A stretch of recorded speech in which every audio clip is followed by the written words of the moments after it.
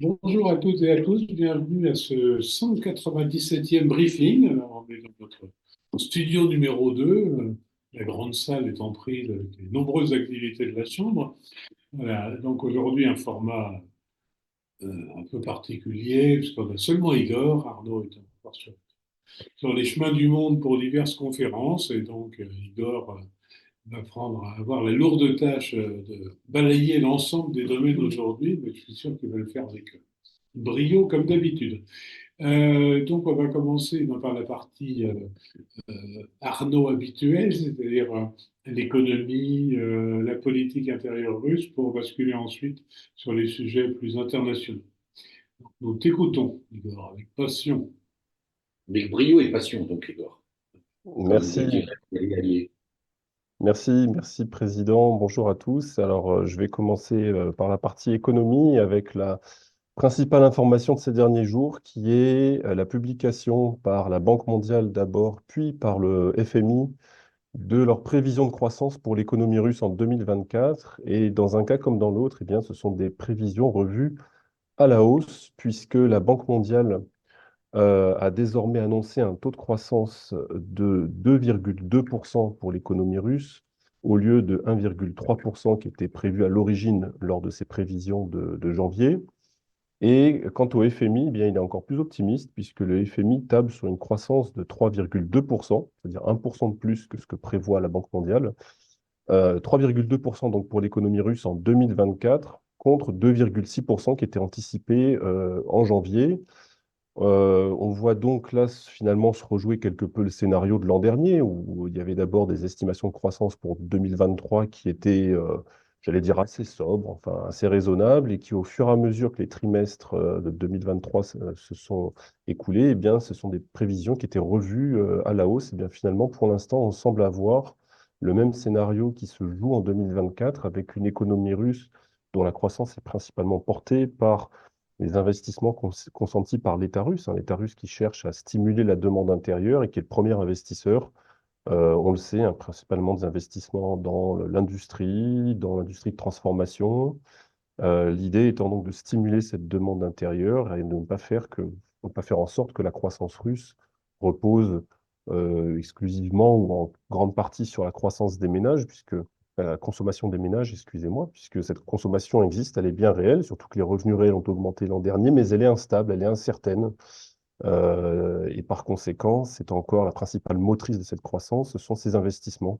Donc de l'État russe qui, pour l'instant, continue de porter cette croissance revue à la hausse par ces deux grandes institutions internationales. La deuxième information, ce sont les chiffres des exportations de brut pour le mois de mars qui sont tombés, avec des exportations de brut en croissance de 5%. On a atteint un nouveau record en mars 2024 avec 3,8 millions de barils par jour exportés. Le précédent record, c'était au mois de mai, 3,9 millions de barils.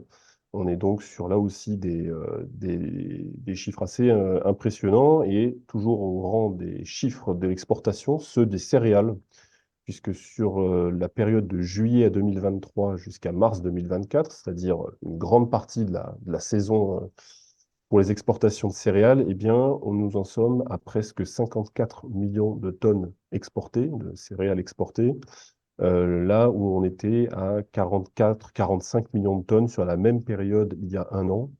Donc pratiquement 20% d'augmentation en volume, ce qui est énorme, et c'est une augmentation qui est principalement portée par les exportations de blé, mais aussi de maïs et d'orge, donc vers différents clients pour les céréales russes. On voit d'ailleurs le profil des clients se diversifier, puisqu'il y a des clients, j'allais dire, traditionnels, historiques, pour le complexe agro-industriel russe, qui sont comme des pays comme la Turquie, comme l'Algérie ou l'Égypte, qui traditionnellement sont des gros consommateurs de céréales russes, mais on voit qu'ils commandent toujours, mais qu'ils parfois commandent moins.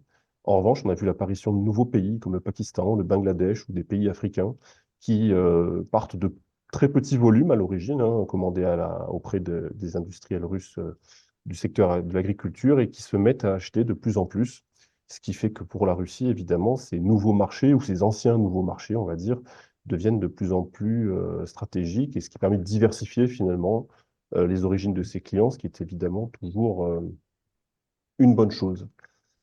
Je passe à la politique intérieure, alors on parlait tout à l'heure de croissance russe qui est au rendez-vous. Il y a des régions qui bénéficient particulièrement de cette croissance, hein. Il y a eu une conférence il n'y a pas longtemps qui était organisée par l'Observatoire au sujet de la nouvelle géographie économique russe. Eh bien, certaines régions, en revanche, sont plutôt laissées pour compte. Et parmi ces régions, eh bien, Kaliningrad, où on a vu surgir une initiative, une innovation, j'allais dire, pour attirer ce qu'on appelle les rapatriés, c'est-à-dire ces Russes qui vivent à l'étranger, parfois depuis plusieurs années, et qui souhaitent revenir au pays. Eh bien, Kaliningrad cherche à les attirer en mettant en place toute une série de mesures attractives. Tout d'abord, une prime d'installation qui sera octroyée à chaque personne, chaque rapatrié désireux de s'installer dans cette région de Kaliningrad, donc une prime d'installation de 32 000 roubles par personne, et la prise en charge par les autorités régionales de toute une série de frais liés à ce processus de réinstallation, les frais médicaux, par exemple, les frais qui peuvent être occasionnés par la reconnaissance des diplômes acquis à l'étranger, dont il faut une équivalence ensuite pour les faire reconnaître en Russie, et les 6 premiers mois de loyer pour le logement des personnes qui seront pris en charge par les autorités régionales, tout ceci à hauteur d'un plafond maximal de 135 000 roubles par personne. Alors, le terme de rapatrié a fait son apparition dans la loi russe le 1er janvier dernier, 1er janvier 2024, et donc là, on voit là qu'il y a une politique régionale novatrice, parce que c'est la première fois qu'il y a un sujet russe qui se livre à propose ce type de mécanisme, eh bien, pour attirer ces populations de rapatriés. On n'a pas encore vraiment de chiffres, hein. On ne parle pas là des exilés, c'est-à-dire des gens qui ont quitté la Russie après l'éclatement du conflit avec l'Ukraine ou après la mobilisation partielle. Une grande partie de ces gens sont manifestement déjà revenus. Mais on parle, au-delà de ces gens-là, de personnes qui vivent à l'étranger depuis longtemps et qui souhaiteraient, désireux de revenir en Russie. Euh, Toujours dans les mesures sociales qui sont prises par les autorités publiques, les familles de mobilisés verront désormais leurs factures d'eau et de gaz allégées durant toute l'absence de la personne mobilisée au front. Autrement dit, si ces personnes vivent, et c'est une condition importante, dans des appartements qui ne sont pas pourvus de compteurs individuels, eh bien, à ce moment-là, elles n'auront plus à régler la facture d'eau ni de gaz pour tout le temps de la mobilisation du parent, que ce soit un frère, un père ou un fils, qui est domicilié dans l'appartement, évidemment, et qui est mobilisé euh, au front. Alors, autre nouvelle que j'ai relevée cette semaine, les procédures de faillite extrajudiciaire pour les personnes physiques. L'année dernière, on en a compté, excusez-moi, au premier trimestre 2024, on en a compté 12,7 millions de procédures donc engagées pour des faillites individuelles, finalement. Cette procédure extrajudiciaire permet de régler la question de la faillite individuelle sans passer devant les tribunaux, donc une procédure qui est accélérée et qui aboutit in fine à l'annulation des dettes contractées par ces personnes physiques qui ne sont plus en mesure de les honorer. Donc, on entend par là les microcrédits, les prêts, les impôts qu'on ne peut pas payer, les taxes, bref, tout ce qui n'est pas possible de régler dans une fourchette assez large comprise entre 25 000 et 1 million de roubles. Autrement dit, si la personne est endettée pour une somme totale qui est comprise dans cette fourchette, eh bien, elle peut demander à bénéficier de cette procédure. Alors, avec quand même une modalité à conserver en tête, c'est qu'on ne peut bénéficier de cette procédure qu'une fois tous les 5 ans. Auparavant, c'était une fois tous les 10 ans. Et, comment dirais-je, le dispositif a été assoupli pour que les personnes puissent en bénéficier une fois tous les 5 ans. Alors, on a constaté donc une explosion de ce nombre de dossiers sur le premier trimestre 2024, principalement du fait du surendettement des retraités, puisque les retraités représentent plus de 50% du contingent des personnes qui demandent à bénéficier de cette procédure de faillite extrajudiciaire. Une nouvelle de la région de Tcheliabinsk, où le gouverneur, M. Texler, a proposé d'interdire à tout migrant non titulaire d'un diplôme de l'enseignement supérieur de s'installer dans la région. Ceci, selon lui, afin de limiter l'afflux de personnes. Alors, ce qui est intéressant avec cette initiative, j'allais dire régionale, c'est qu'elle incarne un petit peu un petit peu symptomatique d'une série d'initiatives qu'on voit fleurir à travers les régions russes ou au sein de certaines administrations intermédiaires et qui visent, dans le contexte de l'attentat Crocus City Hall, hein, à finalement durcir la politique migratoire, ou tenter de durcir la politique migratoire, à travers des mesures qui visent à entraver finalement le flux de personnes, la mobilité des personnes et des migrants, généralement en mettant en avant des raisons liées à la qualification des personnes, soit qu'elles ne parlent pas assez bien le russe, par exemple, soit qu'elles ne sont pas qualifiées. On voit qu'on met en avant des motifs de cette sorte-là pour essayer d'endiguer, de durcir le flux migratoire. En revanche, ce qu'on constate, c'est que manifestement, le Kremlin n'est pas très réceptif, jusqu'à ce jour en tout cas, à ce type de manœuvre, en tout cas à ce type d'initiative, que le Kremlin, semble-t-il, n'est pas preneur d'un durcissement de la législation et de la politique migratoire en Russie, et que par conséquent, il devrait s'en tenir à une forme un petit peu de statu quo ou laisser prospérer certaines initiatives au niveau administratif local, mais ne pas donner dans la surenchère pour le durcissement de la politique migratoire pour une raison très simple. Ce sont les chiffres que j'ai évoqués juste avant, c'est que l'économie russe est en surchauffe, il y a de la croissance, il y a du travail, il y a des revenus réels en augmentation, mais il n'y a pas assez de bras, ce qu'on n'arrête pas de dire ici depuis plusieurs mois désormais, c'est-à-dire qu'il n'y a pas assez de gens qualifiés, de cadres et autres, pour pouvoir continuer d'accompagner cette croissance. Et si évidemment on durcit la politique migratoire, ça va encore plus poser de problèmes à une économie russe qui manque déjà de personnel, que ce soit des personnels qualifiés ou des personnels moins qualifiés. Toujours dans la politique intérieure, j'en viens à une autre nouvelle qui est l'interview de M. Pavel Durov. Alors que c'est un peu à la charnière de la politique intérieure et de la politique extérieure, ou le troisième volet de notre briefing. M. Durov qui a donc accordé une interview à Tucker Carlson, le fameux journaliste américain qui avait interviewé le président russe il y a quelque temps. On en avait parlé ici même. Alors, une interview très intéressante que je vous recommande d'écouter si le sujet, en tout cas, vous intéresse, hein, qui dure environ une heure, un petit peu moins d'une heure, qui est en anglais, donc à mon avis accessible au plus grand nombre, hein, et qui permet d'en savoir un peu plus sur ce personnage, parce que c'est pas quelqu'un qui aime beaucoup s'exposer d'ordinaire aux médias, je dirais pas qu'il les fuit, mais en tout cas, il cultive l'image de quelqu'un qui ne se livre pas spécifiquement aux médias et au feu des projecteurs, aux lumières des projecteurs. Et donc là, il a pris une heure pour répondre aux questions de Tucker Carlson. Alors, qu'est-ce qu'il faut retenir de cet entretien? Alors, j'ai retenu quelques éléments assez intéressants. Alors, il déroule un petit peu le fil de son histoire, de la création de sa naissance, puis ensuite la création de VK, hein, le réseau social VK, puis ensuite la création de Telegram. Et finalement, de tout ce qui s'est passé autour de la création de ces deux réseaux sociaux qui lui ont valu sa renommée et quelque part sa célébrité. Alors sur VK, il revient sur les circonstances finalement de son départ de Russie, puisque en 2012, lors des événements de Balotnaya et donc des manifestations assez massives à Moscou, évidemment, les autorités russes se sont tournées vers M. Durov pour exiger de manière assez démonstrative qu'il ferme tout simplement les comptes VK des principaux organisateurs des manifestations et que finalement, il empêche les manifestants d'utiliser ce réseau social pour se coordonner dans leurs actions de manifestation, principalement à Moscou. M. Durov, évidemment, a refusé de coopérer avec les autorités russes. Et le deuxième temps, c'est 2013, Maïdan, puisque là aussi, les autorités russes exigent de M. Durov qu'elle lui livre les données personnelles des organisateurs du mouvement de Maïdan à Kiev et qu'il ferme tout simplement les comptes ou empêche ces gens d'utiliser une fois de plus cette plateforme pour les manifestations. Et là encore, M. Durov refuse. Et là, il décide, face quand même à la pression qui s'exerce de plus en plus sur lui, eh bien, de démissionner de son poste de CEO, donc de VK, de vendre la société et de déménager, de partir à l'étranger pour, disons, se mettre à l'abri de ces pressions.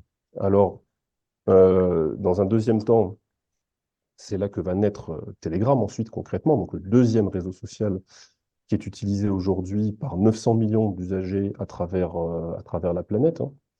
Il explique qu'il va chercher plusieurs points de chute finalement pour recréer une société. Il envisage un moment de s'installer à Berlin, puis Londres, Singapour, San Francisco. Et finalement, c'est aux Émirats arabes unis, où il est aujourd'hui, qu'il va décider de créer sa société. Pourquoi pas les autres villes que j'ai évoquées auparavant? Il met en avant principalement un argument, c'est les lourdeurs bureaucratiques. Trop compliqué de créer une société comme ça.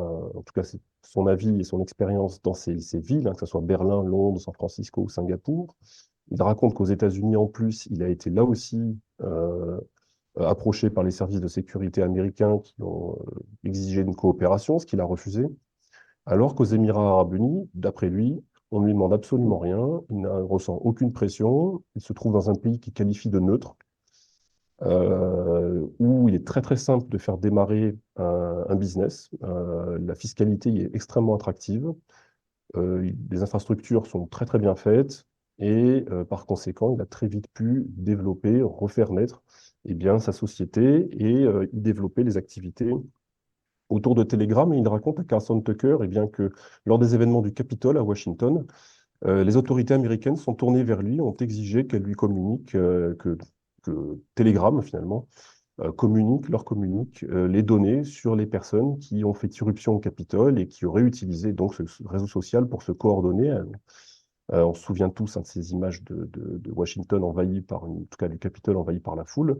Et là, il a également refusé de coopérer avec les autorités américaines. Cela dit, il explique que finalement, les plus grandes pressions ne viennent pas forcément des gouvernements, des autorités publiques, d'après lui, mais les pressions les plus importantes, il a eu à les subir de Google et de Apple, qui lui ont fait comprendre à plusieurs reprises qu'il serait bon qu'il joue le jeu des guidelines de Apple et Google pour toute une série de critères et j'allais dire de clauses, et que s'il ne le faisait pas, eh bien, il risquerait de voir son application tout simplement éjectée des Play Store et des Apple Store, que les gens ne pourraient plus les télécharger, ce qui est évidemment très problématique.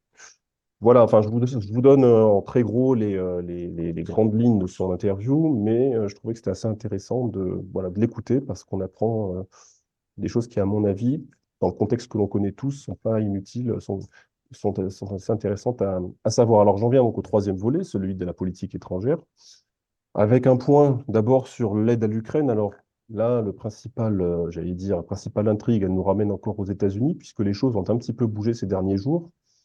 Vous savez que le projet donc, de loi qui contient la ligne de crédit, les fameux 61 milliards pour l'Ukraine, est bloqué à la Chambre des représentants depuis des mois maintenant.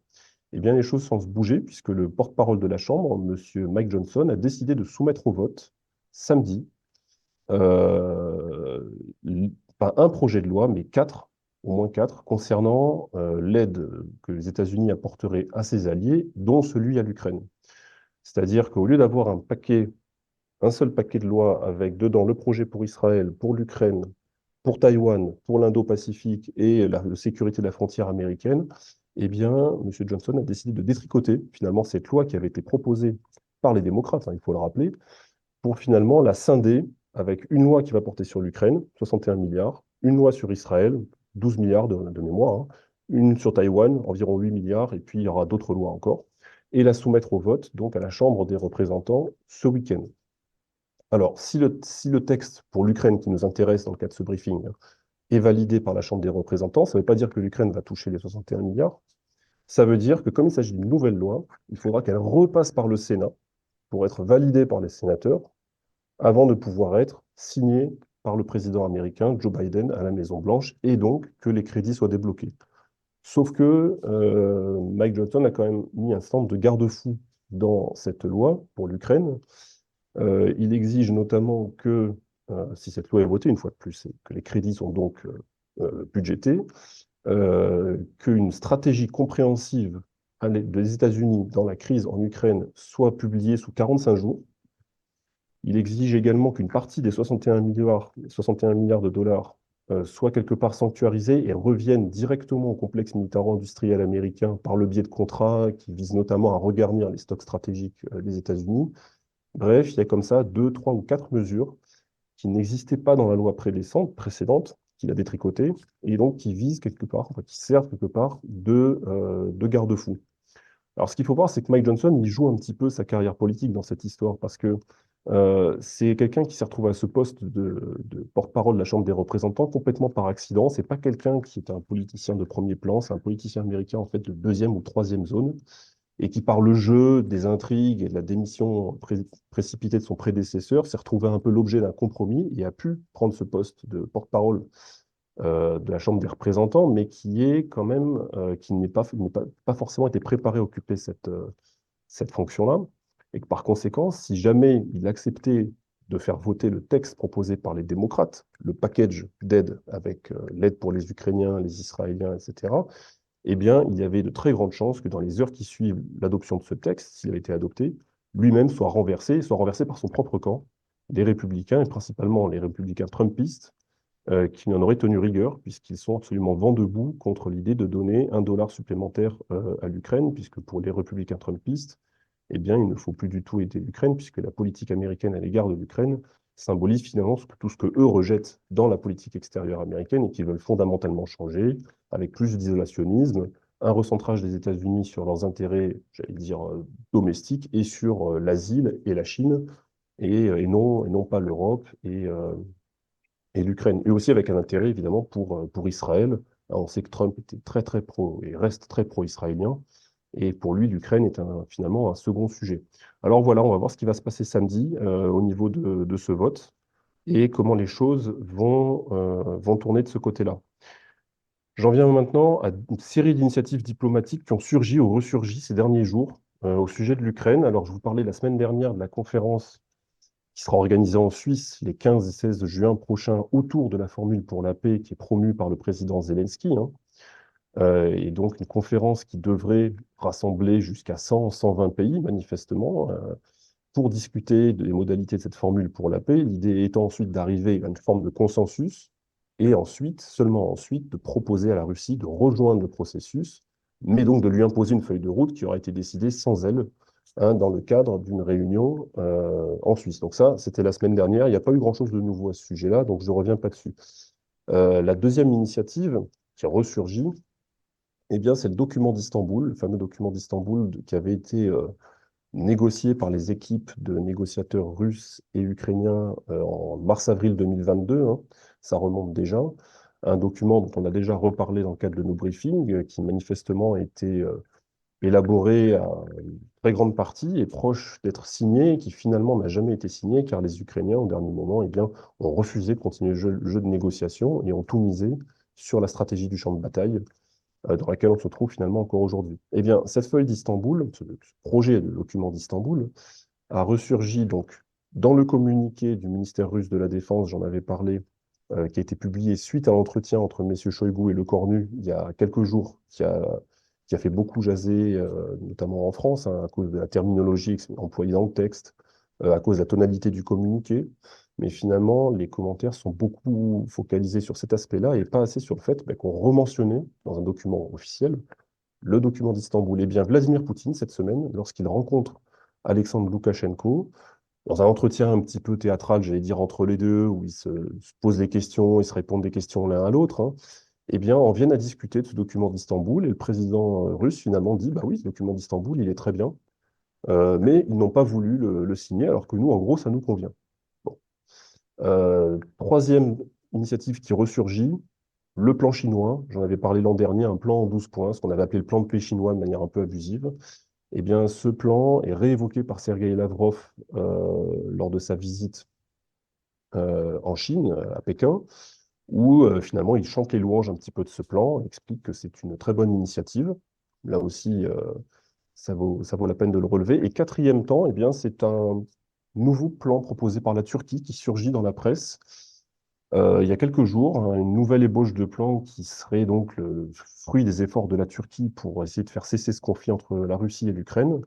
Un plan qui est différent de ce qu'on avait pu voir un peu auparavant de la part de la part de la Turquie, où il y a un point notamment sur, évidemment, le statut hors bloc de l'Ukraine, qui est présent dans le document d'Istanbul. Un plan sur un engagement pris de la part des Russes comme des Américains à ne jamais recourir à l'arme atomique sous aucun prétexte. Ça, quand même, aussi, on ne l'avait pas vu auparavant dans les autres initiatives. Et également, ce statut hors bloc pour l'Ukraine, excusez-moi, qui donc serait décrété jusqu'à 2040. Et un autre point sur des référendums qui devraient être réalisés sous supervision internationale dans les territoires contestés, afin que on éclaircisse la position de la population, enfin en gros, on fasse du droit des peuples à disposer d'eux-mêmes, et non plus l'intangibilité des frontières. Là aussi, sur supervision internationale, alors un plan comme ça qui surgit dans la presse. Donc, beaucoup d'initiatives. Moi, ce que j'en retiens, si vous voulez, c'est que concernant la sortie du président russe sur ce document d'Istanbul, excusez-moi.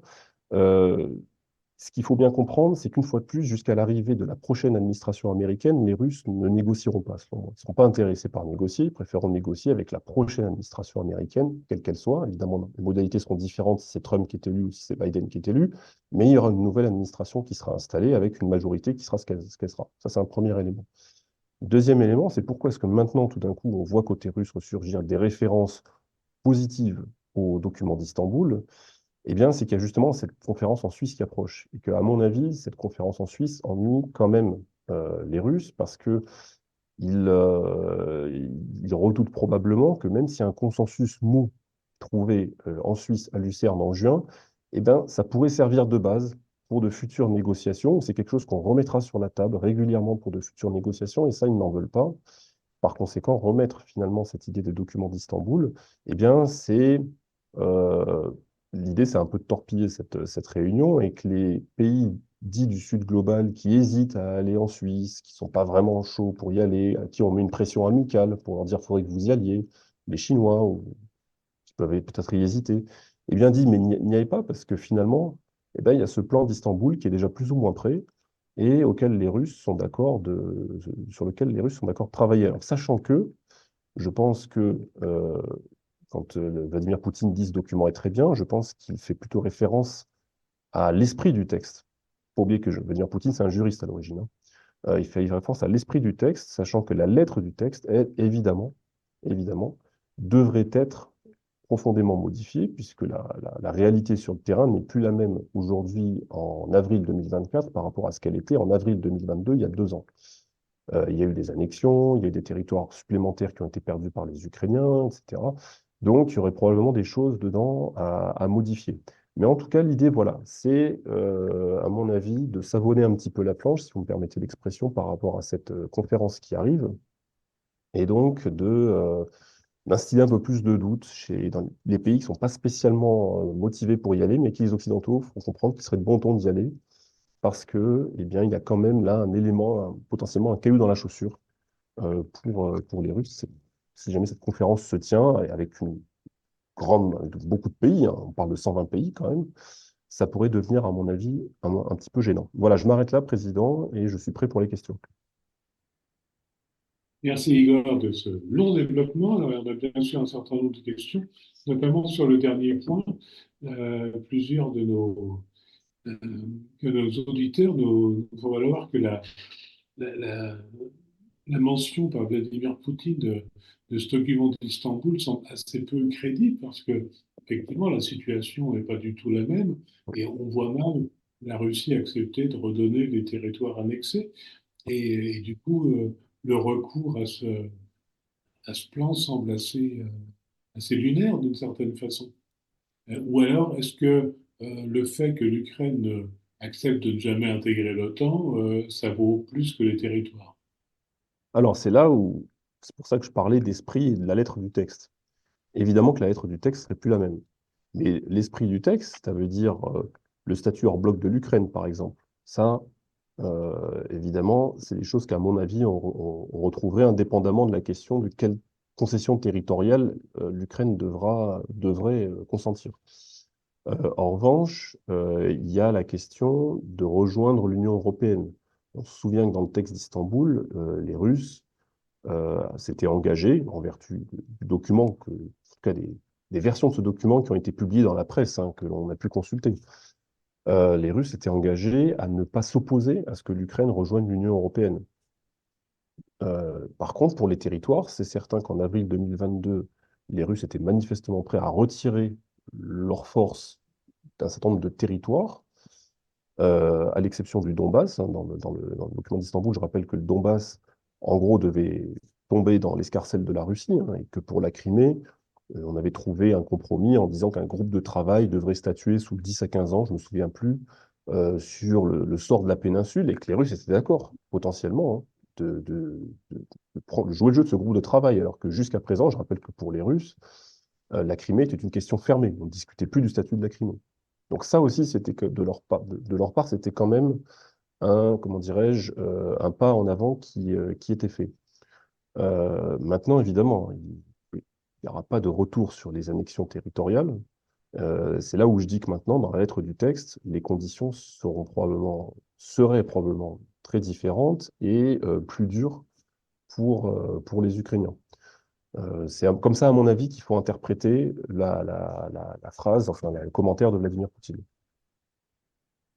J'ajoute un point, si tu me permets, il y a la question aussi de la démilitarisation, entre guillemets, c'est-à-dire des systèmes d'armes, puisque dans ce texte-là, il était aussi question, donc il n'y a pas évidemment de base étrangère en Ukraine, et qu'il y avait un certain nombre de plafonds quantitatifs et on va dire qualitatifs qui devaient être apposés, j'allais dire, sur les capacités de l'armée ukrainienne, qui ne devait pas disposer de certains nombres de systèmes, ou en tout cas pas dans certaines proportions.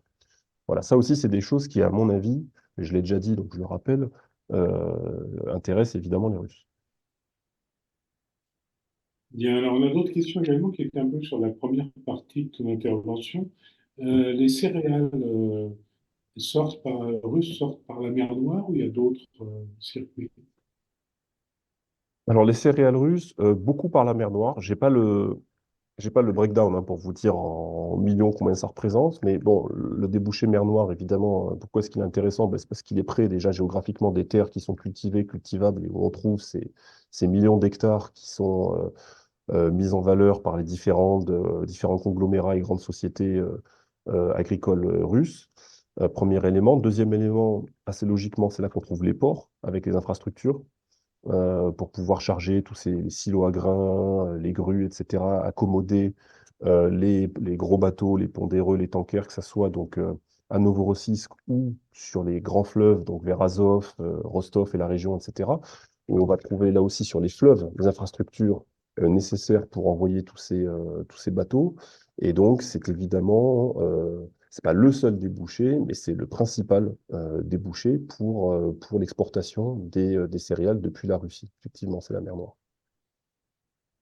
Encore deux questions sur le plan de paix. Nos auditeurs nous disent bonjour. Est-ce qu'on n'a pas l'impression que la Russie cherche à tout prix à négocier un plan de paix en parlant de tous azimuts? Alors, j'ai pas l'impression qu'elle parle tous azimuts. Alors, c'est vrai que je vais y revenir juste après, dans les développements cette semaine, il y avait aussi les propositions de la France, hein, je vais y revenir, mais une fois de plus, moi, je pense qu'il y a la communication et puis il y a ce que veulent réellement les autorités russes. À mon avis, évidemment, elles communiquent depuis pratiquement le début de ce conflit pour dire, nous, on est prêts à négocier. Euh, c- mais dès demain, on peut négocier. Ils font part de leur grande disponibilité à négocier. Bon. La question, c'est ensuite sur quelle base on négocie. Et là, c'est ce que j'expliquais auparavant, sur les différents types de propositions qui fusent un peu de toutes parts. Maintenant, sur l'authenticité de la démarche de négocier, je pense que pour les Russes, il n'y a pas vraiment d'intérêt fondamental alors, sauf si les Ukrainiens, évidemment, sont dans une logique de dire, OK, on jette les armes, mais pour l'instant, tout le monde comprend que c'est pas du tout la réalité sur le terrain. Bon. Et donc, c'est pour ça que je pense que pour les Russes, le vrai partenaire, le vrai interlocuteur avec qui négocier, c'est l'administration américaine et c'est la prochaine administration américaine principalement, parce qu'ils partent du principe que ça ne sert à rien de négocier avec les Ukrainiens, puisque, comme ils le répètent à longueur de journée, ce ne seraient pas les Ukrainiens qui prennent les décisions, que les décisions sont prises ailleurs par les curateurs de l'Ukraine, que ce soit les Britanniques, mais surtout les Américains. Et donc, autant les discuter directement avec les Américains. Donc, ça, c'est donc ce qu'on comprend depuis des mois, mais autant le faire avec la prochaine administration, puisque celle-ci est sortante et sera en campagne là très prochainement, enfin l'est déjà pour les primaires, hein. Il y a déjà les primaires aux États-Unis, mais ensuite la campagne présidentielle va battre son plein dès le mois de septembre, ou le mois d'août, et que par conséquent, le vrai sujet, ce ne sera pas tellement les négociations, mais d'autres points. Oui, sur les initiatives, évidemment, excusez-moi, ça me permet de rebondir. Il y a eu quand même les initiatives qui arrivent de Paris, alors avec deux initiatives ces derniers jours. Tout d'abord, la proposition du président Macron de conclure une trêve olympique pendant la durée des Jeux olympiques. Le président Macron s'est exprimé sur RMC BFM TV le 15 avril, où il a dit travailler, œuvrer hein, à l'établissement d'une trêve olympique, il dit, je cite, que les JO devraient être un moment de paix, un moment de paix diplomatique. Bon. Première initiative. Et deuxième initiative, le lendemain, le 16 avril, on a appris que la Russie serait invitée a envoyé un représentant pour les commémorations du 80e anniversaire du débarquement allié en Normandie. Deux initiatives. Alors, comment est-ce qu'il faut les comprendre? Déjà, quand on dit on veut une trêve olympique, euh, finalement, qu'est-ce qu'on demande? On demande à ce que il y ait un cessez-le-feu sur la ligne de front pendant toute la durée des Jeux olympiques. Bon. Donc on demande quelque part un geste de bonne volonté de la part des Ukrainiens et de la part des Russes. Il y a évidemment le fait que les athlètes russes à Paris, c'est un sujet connexe, sont censés venir, pour ceux qui souhaitent venir, comment dirais-je, concourir sous drapeau neutre, hein, drapeau olympique, et non pas sous le drapeau russe. Euh, et deuxième élément, donc pour assortir cette trêve, c'est donc cette proposition sur la Normandie, ce qui rappelle quelque peu ce qui s'était passé en 2014 avec l'invitation qui avait été faite, envoyée par François Hollande à Vladimir Poutine, de se joindre aux commémorations du 70e anniversaire du débarquement, alors qu'on était en 2014 en plein dans le tumulte hein, des événements de Crimée, de Maïdan, post-Maïdan, etc. Et ce qui avait débouché finalement sur ce qu'on appelle le format Normandie, puisque finalement, le courant était passé, il y a eu des discussions entre Hollande, Merkel, Vladimir Poutine, et finalement, c'est ce format Normandie qui avait supervisé tout le processus de Minsk, hein, les accords de Minsk II, etc., pendant des années, avec le succès que malheureusement on connaît. Peut-être qu'il y a l'idée en creux pour le président Macron de rééditer un peu le coup, sauf, il y a un gros sauf, c'est que en aucun cas c'est Vladimir Poutine qui viendra, puisqu'il y a ce fameux mandat d'arrêt de la Cour pénale internationale. Et par conséquent, on ne sait pas qui la Russie va envoyer, on ne sait pas si la Russie va envoyer quelqu'un. Est-ce que ça va être Sergueï Lavrov? Je rappelle que par exemple, au sommet des BRICS l'an dernier, la Russie était invitée en Afrique du Sud, enfin, le président Poutine était invité en Afrique du Sud, c'est finalement Sergueï Lavrov qui est allé. Est-ce que Lavrov ira en Normandie? Personnellement, j'en doute. Je ne pense pas qu'on le verra. Est-ce que ça va être M. Meshkov, ambassadeur de Russie à Paris, qu'on va envoyer faire figuration? À ce moment-là, au niveau protocolaire, ça va être quelque chose de complètement hybride, parce qu'on aura des chefs d'État et de gouvernement, et qu'il y aura M. Meshkov qui sera là à côté, probablement boudé par l'intégralité des représentations. Situation quand même assez bizarre, bizarroïde. Mon intuition, c'est que la Russie va envoyer personne et que cette initiative va rester, à mon avis, lettre morte. Mais je peux me tromper. Euh, Pourquoi la Russie n'organise-t-elle pas ses propres conférences de paix avec ses alliés? Pourquoi est-ce que la Russie n'organise pas sa conférence de paix avec ses alliés? Ben, parce que ses alliés, donc bon, la Biélorussie, quelque part, c'est partie des alliés de la Russie, il n'y en a pas beaucoup. Hein. L'Arménie n'est plus vraiment une alliée, on le voit un peu plus chaque jour. La Chine n'est clairement pas un allié de la Russie, on ne peut pas décrire leur relation comme une alliance. Donc, il reste la Biélorussie, et finalement, c'est ce qui se passe un petit peu, parce que dans ce dialogue un petit peu théâtral entre Loukachenko et Poutine, dans lequel ils évoquent le document d'Istanbul, eh bien, finalement, l'introduction qui permet d'amener le document d'Istanbul dans les discussions, c'est Loukachenko qui l'a fait, avec une grande tirade dont il a le savoir-faire, hein, où il explique qu'il y a eu des négociations à Istanbul, il y a eu des négociations en Biélorussie avant Istanbul, d'ailleurs, on en avait longuement parlé il y a bientôt 2 ans. Et que finalement, tout ceci pourrait être réactivé, réanimé. C'est l'Ukraine qui s'est retirée des pourparlers, alors qu'il y a un texte qui est quand même élaboré à 80-90%, enfin je me souviens plus, peu importe. Et finalement, de fil en aiguille, ils en arrivent dans la discussion à dire, bah, finalement, ces accords, ils sont très bien, ce texte d'Istanbul, excusez-moi, est très bien. Et donc, quelque part, ça sert un petit peu si vous voulez, ça fait office d'eux, hein, de conférence dans lequel Loukachenko a un peu le beau rôle parce il rejoue ce rôle de médiateur qu'il a incarné en février-mars 2022. J'ajoute juste un point, une fois de plus, ça me permet de revenir sur un point que j'ai un petit peu oublié dans mon développement. Il y a un autre médiateur qui a encore essayé quelque chose et ça n'a pas marché, c'est la Turquie, mais sur quelque chose de plus modeste. Mais bon, de petit pas en petit pas, on peut arriver à faire des grandes distances, hein. C'est la sécurité maritime en mer Noire, puisqu'on a appris cette semaine que les Russes et les Ukrainiens ont négocié pendant 2 mois, par l'intermédiaire de la Turquie, un accord pour la sécurité de la navigation civile en mer Noire. Et on parlait tout à l'heure des céréales dans la question des auditeurs. Ça permet de rebondir là-dessus. Euh, eh bien, cet accord était proche d'être signé et Reuters nous explique cette semaine, je crois que c'est paru le 16 avril, donc avant-hier, qu'au dernier moment, l'Ukraine s'est retirée de l'accord et a décidé de ne pas le signer et que par conséquent, on revient à la situation qui prévaut finalement de facto depuis plusieurs mois, à savoir que les bateaux circulent. Il n'y a plus d'attaques contre des navires civils, qui transportent du grain ou autre chose en mer Noire.